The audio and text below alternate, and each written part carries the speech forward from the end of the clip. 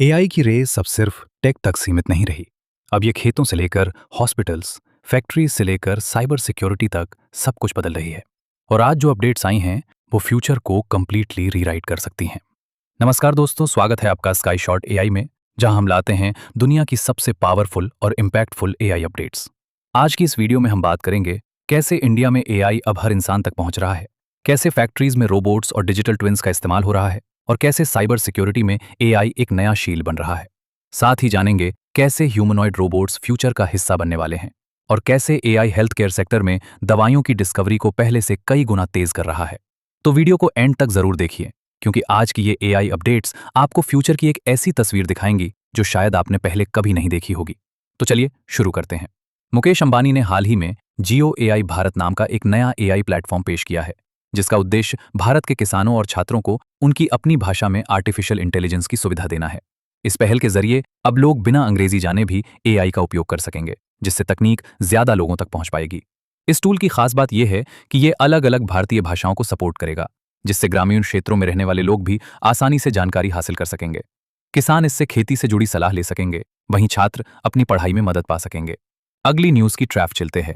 Foxconn ने हाल ही में बताया है कि उनकी मैन्युफैक्चरिंग प्रोडक्शन लाइंस अब 100% डिजिटल ट्विन तकनीक पर टेस्ट की जा रही हैं।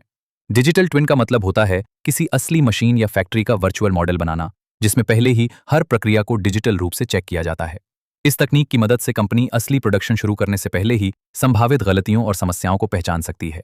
इससे समय की बचत होती है, लागत कम होती है और प्रोडक्शन की क्वालिटी भी बेहतर होती है। फॉक्सकॉन का यह कदम दिखाता है कि अब मैन्युफैक्चरिंग सेक्टर तेजी से एआई और ऑटोमेशन की तरफ बढ़ रहा है, जहां रोबोटिक्स और डिजिटल टेक्नोलॉजी मिलकर पूरी इंडस्ट्री को ज्यादा स्मार्ट और एफिशिएंट बना रहे हैं। सोचिए, जब दुनिया इतनी फास्ट चेंज हो रही है तो आपको भी अपडेट रहना जरूरी है। इसलिए चैनल को सब्सक्राइब कर लीजिए और बेल आइकन दबा दीजिए, ताकि हर नई अपडेट आप तक सबसे पहले पहुंचे। क्राउड स्ट्राइक ने एनवीडिया के साथ मिलकर एआई की दुनिया में एक बड़ा कदम उठाया है। दोनों कंपनियों ने मिलकर सिक्योर बाय डिजाइन नाम का एक नया ब्लूप्रिंट लॉन्च किया है, जो खासतौर पर एआई एजेंट्स की सुरक्षा को ध्यान में रखकर बनाया गया है। इस पहल का मुख्य उद्देश्य ये सुनिश्चित करना है कि एआई सिस्टम शुरू से ही सुरक्षित बनाए जाएं, न कि बाद में उन पर सुरक्षा जोड़ी जाए। आज के समय में एआई एजेंट्स तेजी से काम कर रहे हैं, लेकिन उनके साथ साइबर हमलों का खतरा भी बढ़ रहा है। इस ब्लूप्रिंट की मदद से डेवलपर्स और कंपनियां ऐसे एआई सिस्टम बना पाएंगी जो पहले से ही सुरक्षित हों, जिससे डेटा चोरी, हैकिंग और अन्य साइबर खतरों को काफी हद तक रोका जा सकेगा। ये कदम एआई सिक्योरिटी को एक नए स्तर पर ले जाने वाला माना जा रहा है। Hyundai ने हाल ही में अपने अटलास प्रोडक्ट नाम के ह्यूमनॉइड रोबोट का डेमो पेश किया है, जो इंडस्ट्री में एक बड़ा टेक्नोलॉजिकल कदम माना जा रहा है। ये रोबोट इंसानों की तरह काम करने के लिए डिजाइन किया गया है, जिससे मैन्युफैक्चरिंग और अन्य इंडस्ट्रीज में काम को और आसान और तेज बनाया जा सके। कंपनी ने यह भी बताया है कि उनका लक्ष्य 2028 तक करीब 30,000 ह्यूमनॉइड रोबोट्स तैयार करने का है।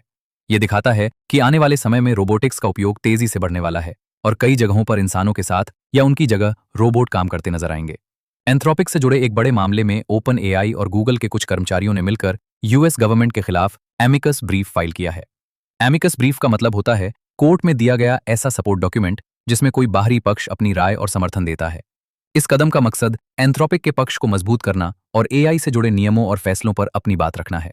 यह दिखाता है कि एआई इंडस्ट्री के बड़े खिलाड़ी अब सिर्फ टेक्नोलॉजी तक सीमित नहीं हैं, बल्कि पॉलिसी और कानून के मामलों में भी सक्रिय रूप से हिस्सा ले रहे हैं। पर्सिस्टेंट सिस्टम्स ने एनवीडिया के साथ मिलकर हेल्थ केयर सेक्टर के लिए एक नया एआई सॉल्यूशन लॉन्च किया है, जिसका मुख्य उद्देश्य दवाइयों की खोज, ड्रग डिस्कवरी को तेज और ज्यादा प्रभावी बनाना है।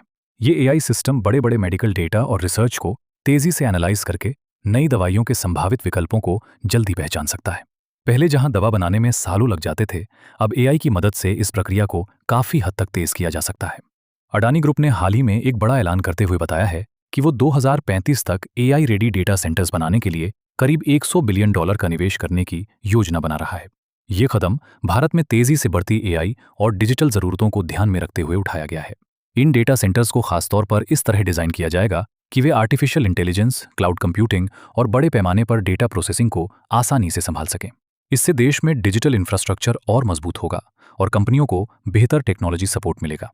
नए डेटा के मुताबिक गूगल के एआई प्लेटफॉर्म गूगल जेमिनाई के पेड सब्सक्राइबर्स में करीब 258% का जबरदस्त उछाल देखा गया है। ये ग्रोथ दिखाती है कि लोग तेजी से गूगल के एआई टूल्स की तरफ आकर्षित हो रहे हैं और उन्हें अपने रोजमर्रा के कामों में इस्तेमाल कर रहे हैं। इस बढ़ोतरी का सीधा असर एआई मार्केट की कंपटीशन पर पड़ रहा है, क्योंकि अब ओपन एआई को भी कड़ी टक्कर मिल रही है। जेमिनाई की तेजी से बढ़ती पॉपुलैरिटी ये संकेत देती है कि एआई की दुनिया में अब सिर्फ एक ही कंपनी का दबदबा नहीं रहेगा, बल्कि कई बड़े खिलाड़ी एक दूसरे को चुनौती देंगे। अगर आज की ये एआई अपडेट्स आपको वैल्यूएबल लगी हों, तो वीडियो को लाइक करें और चैनल को सब्सक्राइब जरूर करें, क्योंकि आने वाले समय में एआई आपकी जिंदगी का सबसे बड़ा हिस्सा बनने वाला है और हम आपको हर कदम पर अपडेट रखेंगे।